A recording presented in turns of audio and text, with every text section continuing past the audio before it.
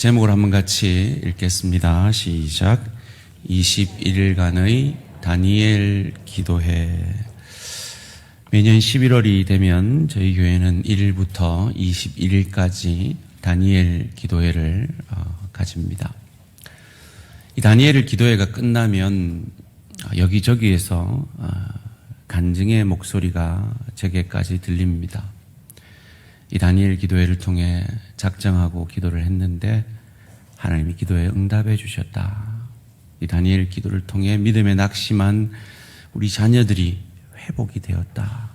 특별히 믿음의 침체를 겪던 내가 이 다니엘 기도회를 통해 그 활력이 회복되었다라는 간증들입니다.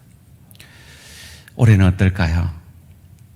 올해 이 간증의 주인공이 여러분이 되어지시기를 주님의 이름으로 축원합니다.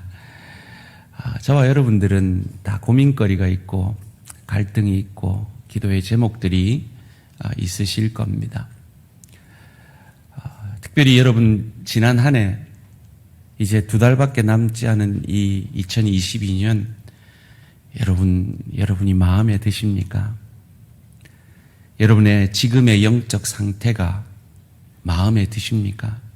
그렇다면 참 감사한 일이지만 혹 그러지 않다면 여러분이 뭔가 변화되어야겠다, 뭔가 내 자신이 좀 영적으로 변화되어야겠다라고 생각이 든다면 그건 생각으로 거쳐서는 아무 변화가 일어나지 않습니다. 그 생각이 행동이 되어지고 그 행동이 습관이 되어지고 그 습관이 되어질 때 우리는 변화라는 운명을 경험하게 되는 것입니다.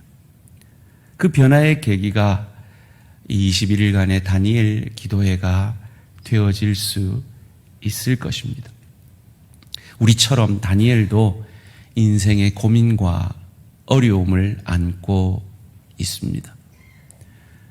그런데 그 다니엘은 그 인생의 어려움과 고민을 기도로, 믿음으로 돌파해내고 있습니다. 다니엘의 어떤 모습이 그 어려움을 믿음으로, 기도로 돌파해내게 하는 것일까요? 오늘 이 시간 그것을 3가지로 생각해 보므로 우리도 오늘 우리의 현실 가운데, 우리의 심령 가운데 있는 그 여러 가지 어려움과 문제들과 우리의 기도의 제목들이 돌파되어지는 그런 믿음의 사람으로 서가는 이 시간 되어지기를 주님의 이름으로 축원합니다.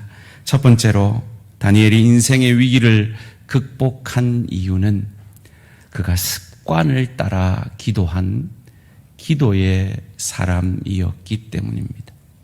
습관을 따라 기도한 기도의 사람이었기 때문입니다. 오늘 우리가 읽은 다니엘서 6장 10절 말씀입니다. 다니엘이 이 조서에 왕의 도장이 찍힌 것을 알고도 자기 집에 돌아가서는 윗방에 올라가 예루살렘으로 향한 창문을 열고 전에 하던 대로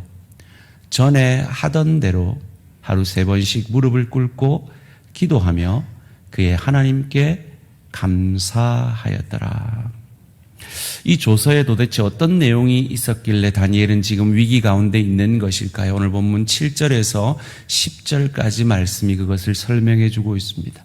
나라의 모든 총리와 지사와 총독과 법관과 관원이 의논하고 왕에게 한 법률을 세우며 한 금령을 정하실 것을 구하나이다. 왕이여, 그것은 곧 이제부터 30일 동안에 누구든지 왕 외에 어떤 신에게나 사람에게 무엇을 기도하면 사자굴에 던져 넣기로 한 것이니라. 그런즉 왕이여, 원하건대 금령을 세우시고 그 조서에 왕의 도장을 찍어 메대와 바사에 고치지 아니하는 규례를 따라 그것을 다시 고치지 못하게 하옵소서 하매, 이에 다리오 왕이 조서에 왕의 도장을 찍어 금령을 내니라. 이 페르시아에는 왕 아래 3명의 총리가 있었습니다. 그 중에 한 명이 다니엘이죠. 나머지 2명이 다니엘을 정적으로 여깁니다. 그래서 그의 흠을 찾으려 하지만 찾아낼 수 없자 그가 가진 종교적 습관을 따라 하나님 앞에 늘 기도하는 그것을 보고 지혜를 냅니다. 그래서 왕이 총애하는 다니엘이 매일 기도하는지 모르는 왕에게 30일 동안에는 왕 외에는 누구에게도 신에게도 어떤 사람에게도 구하지 않는 법령을 내리십시오라고 왕이 기뻐할 만한 그런 법을 정하라 하고 그의 도장을 찍게 한 것이죠. 이 법은 다니엘에게 큰 선택을 강요하고 있는 것입니다. 30일 동안 기도하지 아니하므로 왕의 명령을 지켜 왕의 편이 되느냐. 그래서 그의 힘과 지혜의 원천인 하나님을 외면하느냐. 아니면 죽음을 각오하고 사자굴에 던져질 죽음을 각오하고서라도 그의 힘의 근원인, 그의 지혜의, 그의 능력의 근원인 하나님께 습관을 따라 계속해서 기도함으로 사자굴에 빠지게 되는 그런 어려움에 처하느냐 하는 두 선택의 어려운 기로 가운데 있습니다. 마치 우리 성도님들이 일상생활 가운데 신앙이냐, 신앙을 잠시 타협하고 세상의 이득을 취하느냐, 선택의 기로에 서는 것처럼 말이죠. 뭐 이런 경우가 있지 않겠습니까? 나의 인사권을 쥐고 있는 부장님이 박 차장, 이번 주일날, 이번 일요일날 나랑 골프 한번 치지. 하루만 타협하면 그 박 차장님의 눈에 들어서 자기는 승진의 길이 열리는 거예요. 그때 내가 어떻게 선택하느냐. 바로 그런 문제인 것입니다. 사업을 하시는, 장사를 하시는 분들은 정직에 있어서 잠시 내가 타협을 하면 분명히 큰 이익을 거둘 수 있는데 내가 이것을 타협할 것이냐, 손해보더라도 하나님 앞에 정직할 것이냐 하는 이런 문제 앞에 우리가 늘 막닥뜨리듯이 말이죠. 그런데 다니엘은 하나님을 선택합니다. 30일만 타협하면 그는 그의 총리의 자리를 유지할 수 있잖아요. 사자굴에 안 들어가도 되잖아요. 그런데 왜 그가 타협하지 않고 하나님 앞에 기도하는 이 일을 습관을 따라 계속하는 것일까요? 그는 아는 거죠.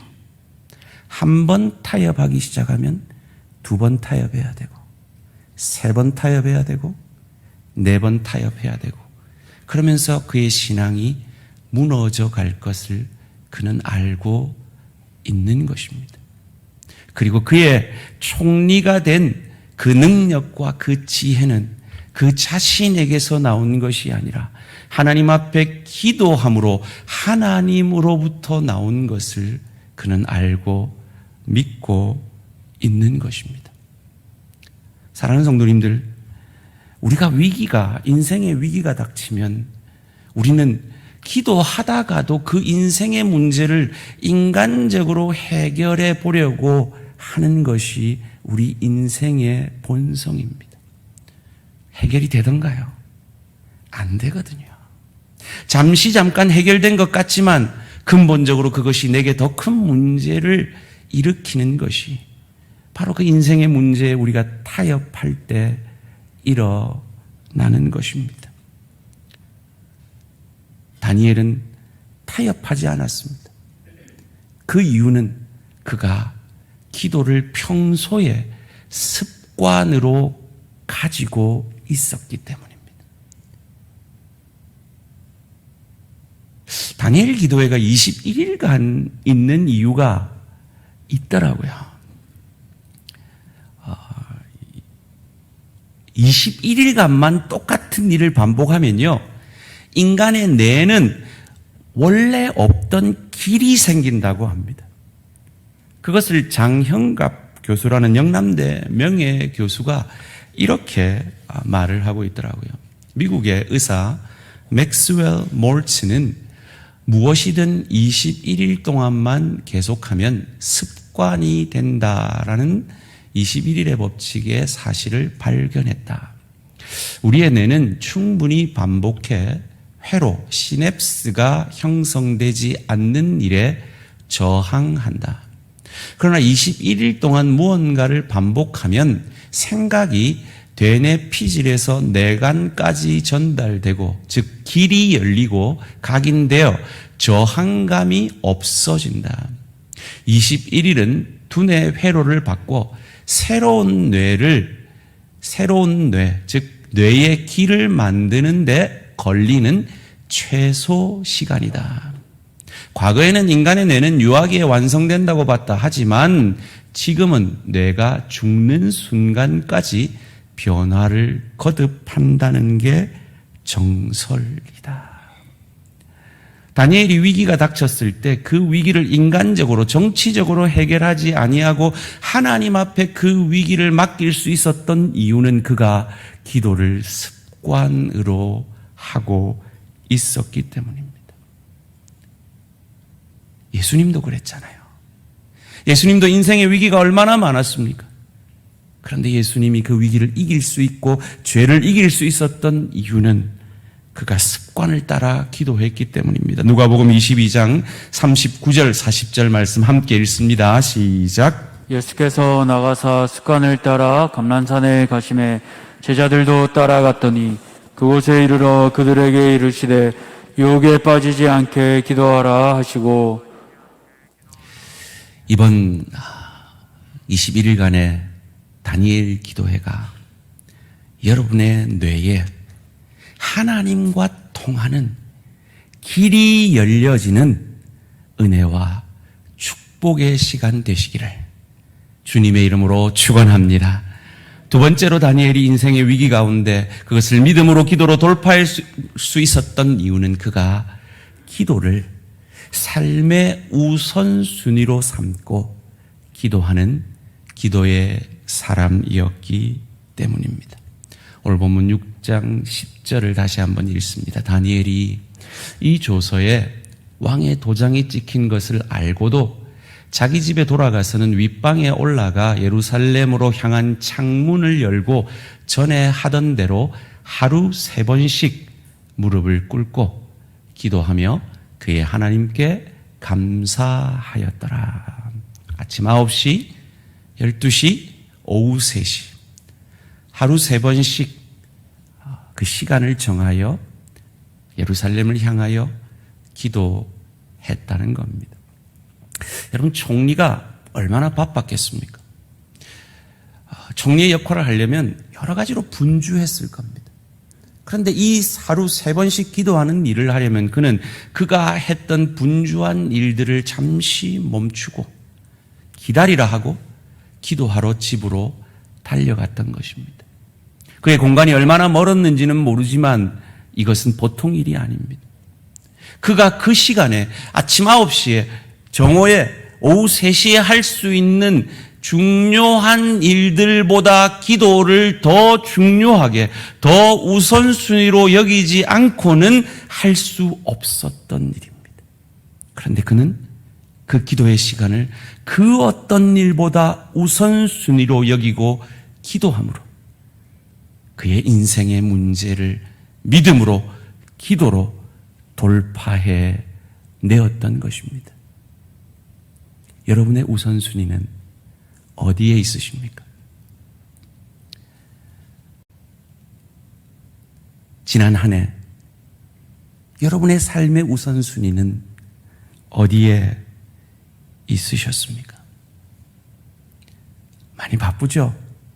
먹고 살려니까 힘이 드시죠? 남들과 경쟁하려니까 얼마나 힘이 드십니까? 그런데 그거 아십니까? 내 지혜, 내 힘으로 그것을 우선순위로 해서 노력하는 그것보다 하나님이 내 능력의 근원이고 내 지혜의 근원인 줄 알고 기도를 우선순위로 했던 다니엘을 하나님이 높이셨다는 겁니다. 이 믿음이 저와 우리 모든 성도님들의 것이 되어지기를 주님의 이름으로 축원합니다. 여러분, 저와 여러분이 아무리 바빠도요, 예수님보다는 안 바빴어요. 예수님은 그 사역 초기에 소문이 나가지고요. 5만 사람이 예수님을 다 찾고요. 5만 데서 다 오라 그랬어요. 인기의 해를 보내고 계셨어요. 근데 그때 예수님이 그의 하루의 시작을 어떻게 시작하셨는가? 마가복음 1장 35절 말씀입니다. 새벽 아직도 밝기 전에 예수께서 일어나 나가 한적한 곳으로 가서 거기서 기도하시더니 그 어떤 바쁜 일보다 기도가 그의 우선순위가 되셔서 그의 사역을 성공적으로 하나님의 뜻을 성공적으로 이루셔서 저와 여러분을 구원하신 이 예수님을 본받아 기도가 여러분의 우선순위가 되어지시기를 주님의 이름으로 축원합니다. 여러분 우리 다 성공하고 싶잖아요. 이 성공학의 대가인 스티븐 코비라는 사람이 성공하는 사람들의 7가지 습관이라는 책에서 성공하는 사람들은 시간을 중요하지만 급하지 않은 일에 우선순위를 두는 사람이 성공한대요. 그렇잖아요. 여러분 믿는 사람 중에 기도가 중요하다고 생각 못하는 사람 누가 있어요? 그런데 우리는 늘 기도보다 급한 일에 우리의 우선순위를 쓰는 거예요. 아닙니다. 다니엘은 그가 포로로 가서 총리까지 성공할 수 있었던 것은 그 기도라는 급하지 않아 보이는 그 일을 가장 우선순위로 두었기 때문에 하나님은 그를 높이신 것입니다. 우리 대한가족들이 지금 하는 그 급한 일을 잠시 내려놓고 급하지 않아 보이는 중요하고 급하지 않아 보이는 그 기도의 우선순위를 드릴 때 하나님은 우리 지혜와 우리 능력으로 할 수 없는 크고 비밀한 것으로 이루시고 저와 여러분을 높여주심을 믿으시기를 주님의 이름으로 축원합니다. 물고기가 물을 떠나서는 살 수 없는 것처럼 저와 여러분은 이제 기도를 떠나서는 힘을 얻을 수가 없는 자들이 되었음을 믿으시고 이 21일간의 기도의 잔치에 동참하시는 우리 모든 대한가족들 되시기를 주님의 이름으로 축원합니다. 세 번째로 다니엘이 이 위기의 순간에 승리할 수 있었던 이유는 그가 감사의 기도를 드린 기도의 사람이었기 때문입니다. 여러분 감사할 일이 많으면 감사하지 않을 사람이 누가 있겠습니까? 그런데 지금 다니엘은 감사할 일이 없어요.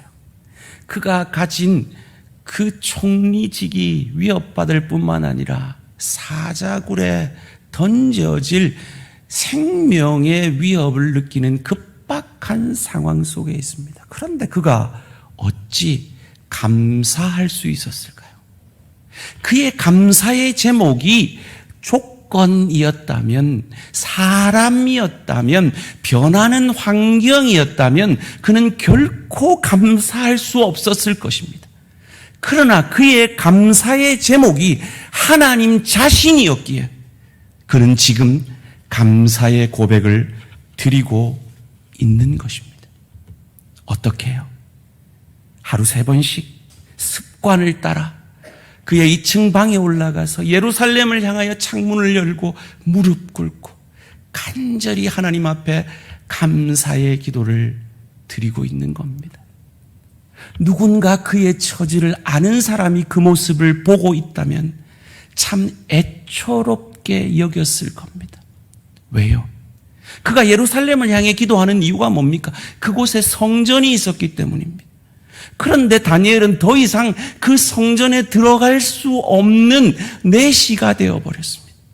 그의 육신이 정결케 되어지는 그 정결함을 잃어버렸기 때문에 그는 더 이상 성전에 들어갈 수 없는 자가 되었습니다. 거기다가 그가 예루살렘을 그리워할 필요가 뭐가 있어요? 그는 이제 총리입니다. 그는 그 땅에서도 얼마든지 잘 먹고 잘 살 수 있고 이 페르시아의 이민자가 되어서 세상을 마음껏 누릴 수가 있는 자가 되었습니다. 그런데 그는 예루살렘을 그리워합니다. 왜요? 이 세상의 즐거움은 잠깐임을 그는 알고 믿고 있기 때문입니다. 그리고 선지자들이 예언한 것을 그는 바라봅니다. 70년 만에 돌아갈 것이다. 그는 그 소망 가운데, 그 믿음 가운데 감사의 기도를 드리고 있는 겁니다. 그러나 그가 예루살렘에 돌아가 본들 그는 성전에 들어갈 수 없습니다. 그런데도 그가 어찌 감사할 수 있었습니까? 그의 자신의 조건만 보면 그는 감사할 수 없습니다. 그런데 그는 오실 메시아 그리스도, 그 성전이 상징하고 있는 오실 메시아 그리스도를 믿음으로 바라본 것입니다. 그리고 그 오실 메시아가 오셔서 그 성전이 무너지더라도 다시 회복되어 그 성전이 사흘 만에 건축되어질 것을 그는 믿음을 통해서 바라본 것입니다. 그리고 하나님의 때, 하나님의 방법으로 예수께서 오셔서 그 성전된 자신의 육신이 무너지고 십자가에서 죽으시고 사흘 만에 부활하심으로 이제 손으로 짓지 아니한 성전이 지어져서 그 예수를 저주할 자라 아니하고 나의 구주 나의 하나님으로 고백한 저와 여러분 안에 성령께서, 그 예수의 영이신 성령께서 좌정하셔서 이제 이 건물이 성전이 아니라, 이 건물이 교회가 아니라 저와 여러분 한 사람 한 사람이 성령이 거하시는, 하나님이 거하시는 성전이 되어짐을 다니엘은 믿음의 눈으로 바라보고 감사할 수 있었던 것입니다. 다니엘의 감사의 조건이 바로 하나님 자신이었기에, 그 하나님이 이루실 구원의 역사였기에 그는 그것을 감사할 수 있는 겁니다. 아이고, 목사님, 그걸 어떻게 우리가 알 수 있습니까? 다니엘이 그걸 알았는 걸 어떻게 알 수 있습니까?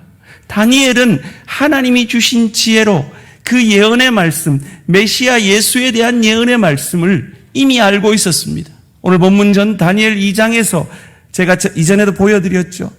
그 신상을 통하여서 다니엘은 이미 그것을 깨닫고 알고 있었습니다. 어떤 신상입니까? 이런 신상이죠.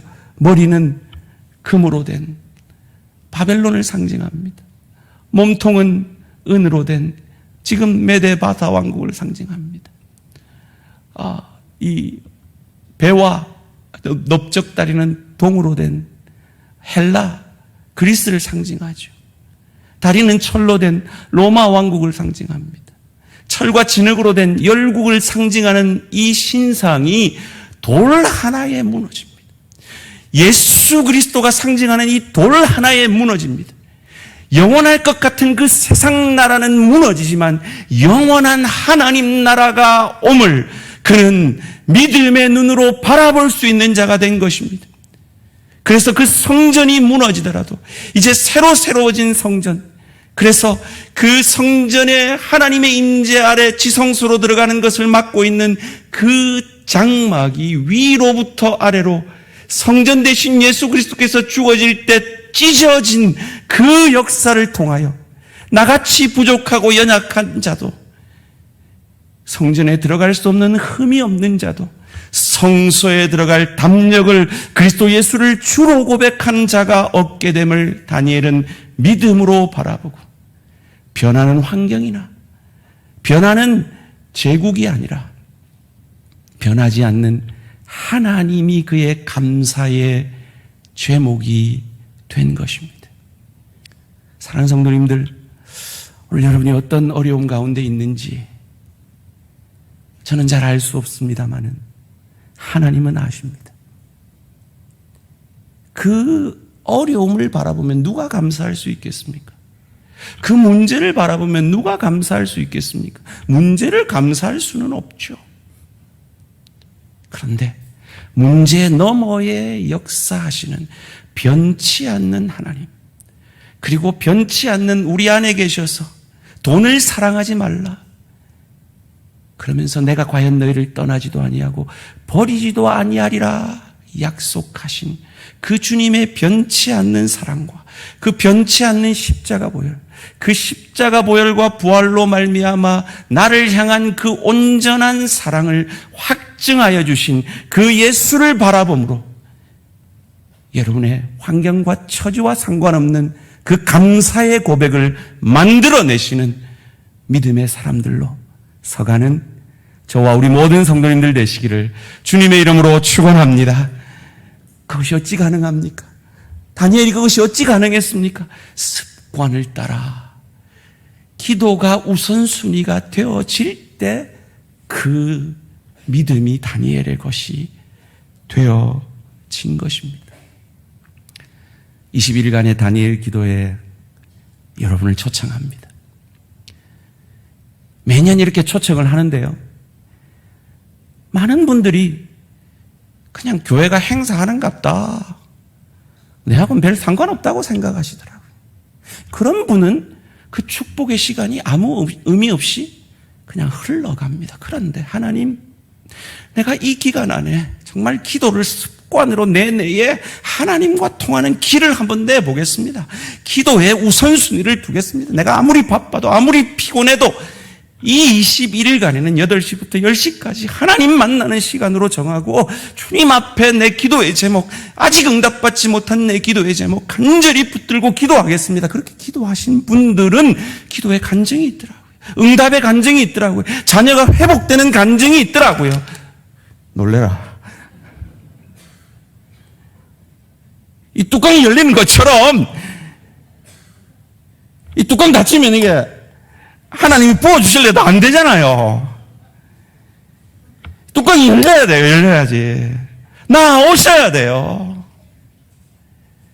하나님 앞에 은혜의 그릇들을 준비하고 다른 날 안 와도 돼요. 21일만큼은 한번 결단해 보시기를 주님의 이름으로 축원합니다. 제가 처음 저희 교회 온 지가 오늘로 만 3년 2주가 됐어요. 벌써 그래 됐나 싶죠, 그죠? 제가 처음 오자마자 2주 만에 이 다니엘 기도회를 시작했어요. 전 사실 우리 교회 오기 전에 다니엘 기도회 뭔지도 몰랐어요. 그냥 그때 성도님들 얼굴 외운다고 그냥 서가지고 막 그러고 있을 때죠. 근데 지금 돌아보니까요, 그때 제가 오자마자 했던 가장 중요한 기도의 제목이 하나 있었어요. 이건 개인적인 일이라 말씀은 못 드리겠습니다만 하나님 그거 응답해 주셨어요. 그거 응답하시고 교회가 엄청난 유익과 변화를 경험했어요. 제가 믿는 하나님이 여러분의 하나님인 걸 믿으시기를 주님의 이름으로 축원합니다. 최근에 저희 아내하고 제가 깜짝 놀란 경험을 하나 한 적이 있어요. 저는 6층 사무실에 있고 아내가 3층 사택에 있을 때 어느 성도님이 봉투를 하나 들고 오셨어요. 그러면서 그 봉투를 전달하면서 저희가 깜짝 놀랄 말을 하시는 거예요.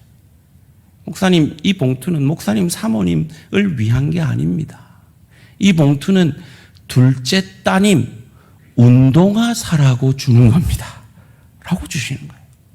저희가 깜짝 놀랐던 이유는 바로 며칠 전에 제가 통화가 그렇게 안 되는 저희 둘째 딸하고 어렵게 몇 주 만에 통화가 되어서 말을 하다가 우리 둘째 딸이 아빠, 내 운동화 사야 돼요. 그랬거든요. 정말 하나님 놀랍게 역사하시더라고요. 사랑하는 성도님들, 이 다니엘 기도에 내 기도만 가지고, 내 기도 제목만 가지고 붙들지 마시고 하나님 앞에 내 구역원들을 위해서 기도하시기 바랍니다. 내 지체들을 위해, 특별히 우리 암 환자들 많아요. 파킨슨으로 힘들어하는 분들 많고요. 수술을 앞둔 분들도 많아요. 그 지체를 위해서 기도하시고 하나님이 그 지체 생각나게 하거든 그 지체 불러서 밥이라도 한 끼 사주시고 위로해 주시고 봉투라도 하나 내미시는 그런 하나님의 심부름꾼 되시는 이 가을 되시기를 주님의 이름으로 축원합니다. 사랑하는 성도님들, 저는 우리 성도님들이 행복해지시기를 원해요. 이 성경 다음으로 인간의 지혜가 담겨 있다라고 하는 이 탈무드라는 책이에요. 세상 가장 현명한 사람은 모든 사람에게 배우는 사람이고 세상 가장 강한 사람은 자기를 이기는 사람이고 세상 가장 행복한 사람은 감사하는 사람이다 라고 말을 해요. 저와 여러분은 환경을 초월한 감사의 제목이 우리 안에 있는 줄 믿습니다. 그 하나님의 사람들에게 성경은 말합니다. 이스라엘아, 너는 행복자로다. 그것을 이 가을 21일간의 다니엘 기도회를 통해 경험하게 되시는 저와 우리 모든 성도님들 되시기를 주님의 이름으로 축원합니다.